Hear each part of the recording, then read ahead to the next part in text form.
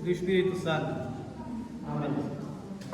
Queridos irmãos e irmãs, hoje é o primeiro domingo da grande Quaresma e celebramos hoje uma grande festa que é então o triunfo da ortodoxia. Ouvimos também o Santo Evangelho segundo o apóstolo evangelista João, que relatou então o encontro de Nataniel e de Filipe com Nosso Senhor Deus e Salvador Jesus Cristo. Nataniel, apesar das dúvidas que tinha, ele queria no seu mais profundo coração saber a verdade. Então Filipe disse-lhe que tinha encontrado aquele a quem os profetas prediziam, que profetizavam. Só que Cristo já tinha visto Natanael muito antes de Natanael ter visto o próprio Cristo. Assim como Cristo vê a todos e cada um de nós. Natanael, no Evangelho de hoje, queria saber a verdade. E isto é intrínseco ao ser humano. Porque desde o início dos séculos, desde a queda de Adão e Eva do paraíso, em que fomos expulsos do paraíso, onde fomos desobedientes a Deus e assim expulsos, caímos então e voltamos ao pó,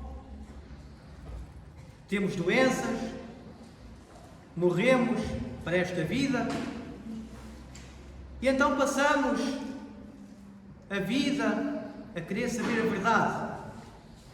Assim como toda a humanidade de hoje em dia querer saber a verdade.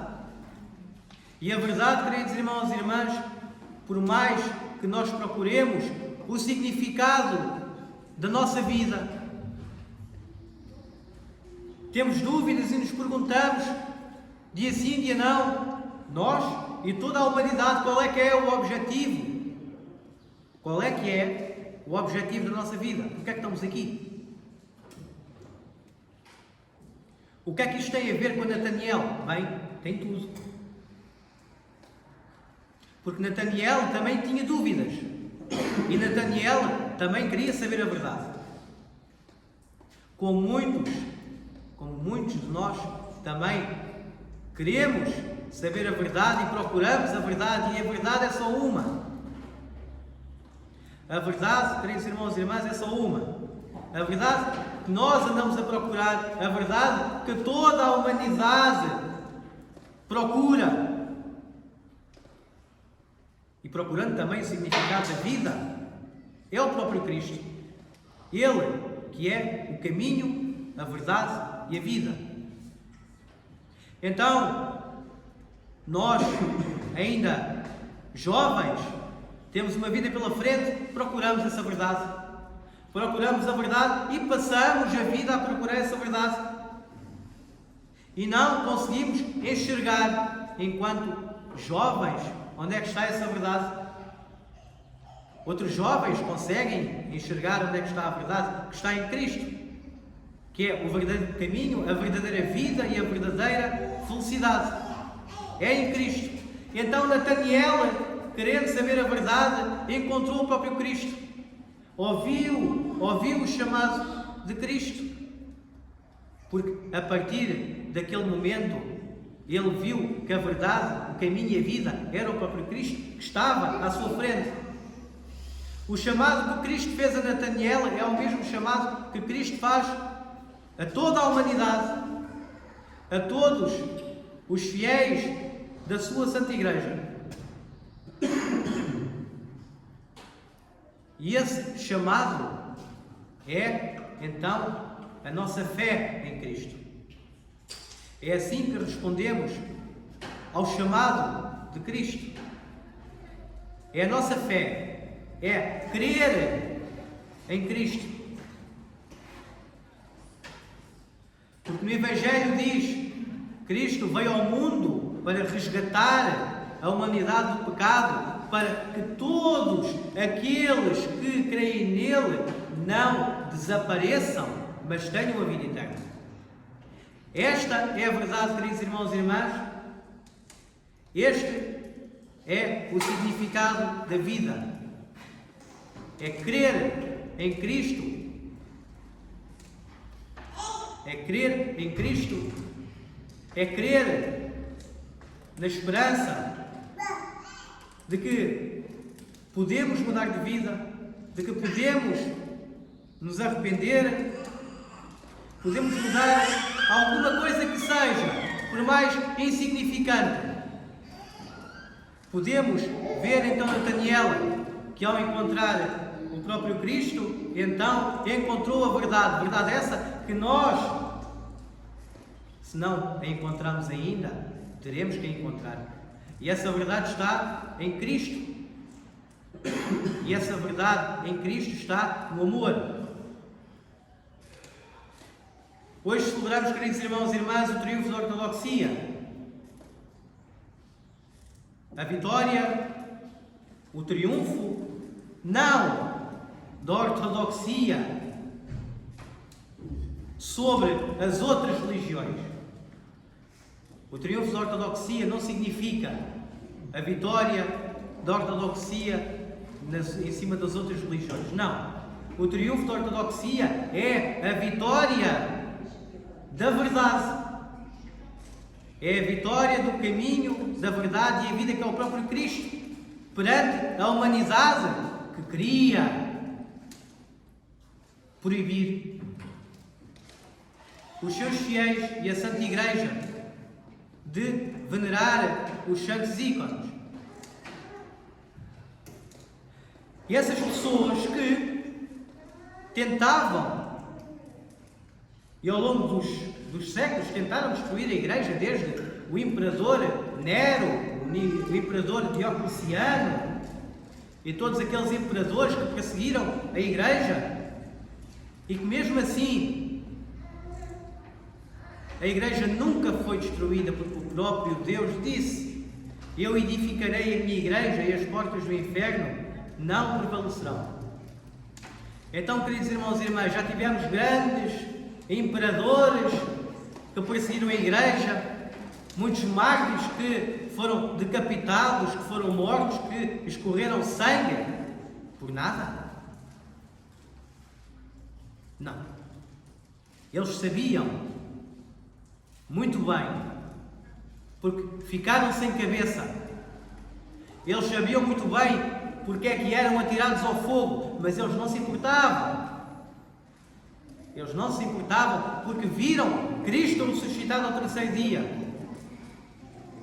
Deus, o incompreensível, o invisível, que nunca ninguém viu, tomou a nossa natureza. Tomou a nossa natureza e, como diz São João Damasceno, que alegria é que Deus já pode ser representado. O Deus invisível, o Deus incompreensível, que nunca ninguém viu, o Deus transcendível, que nunca ninguém viu, já pode, então já o podemos ver. E os iconoclastas que perseguiam a Igreja no século VIII até o século IX foram 100 anos. Foram 100 anos de perseguição à Santa Igreja, à perseguição dos santos ícones. No Antigo Testamento era idolatria fazer estátuas de ouro. Idolatria. Sim, é verdade.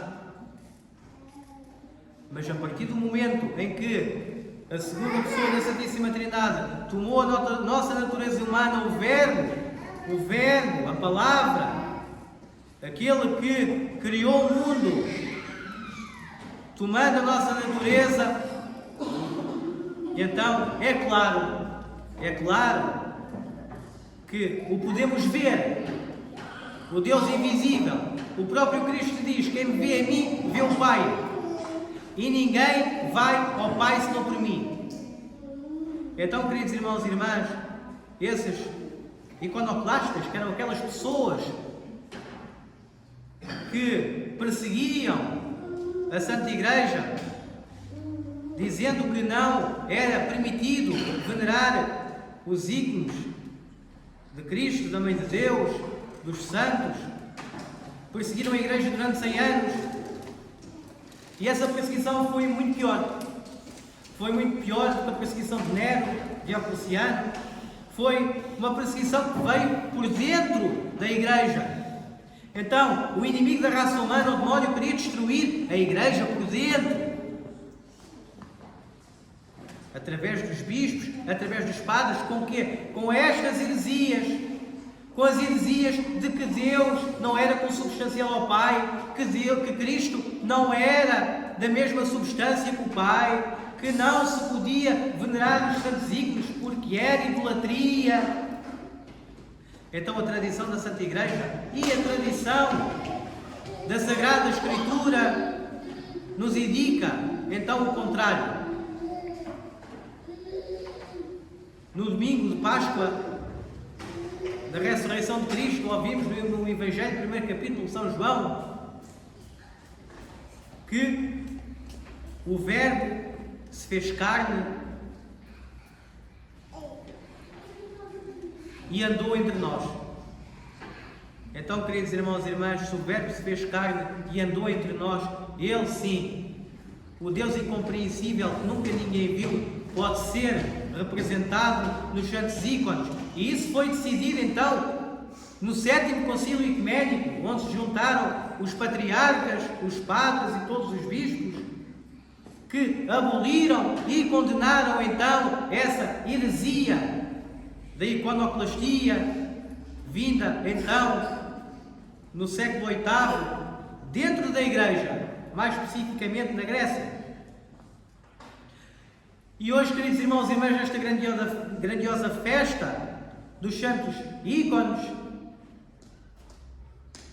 da grande festa da veneração dos santos ícones, possa também o nosso espírito triunfar naquilo que é a verdade do Santo Evangelho, naquilo que é os ensinamentos de Cristo, naquilo que é o amor, a paz, a compaixão e a misericórdia.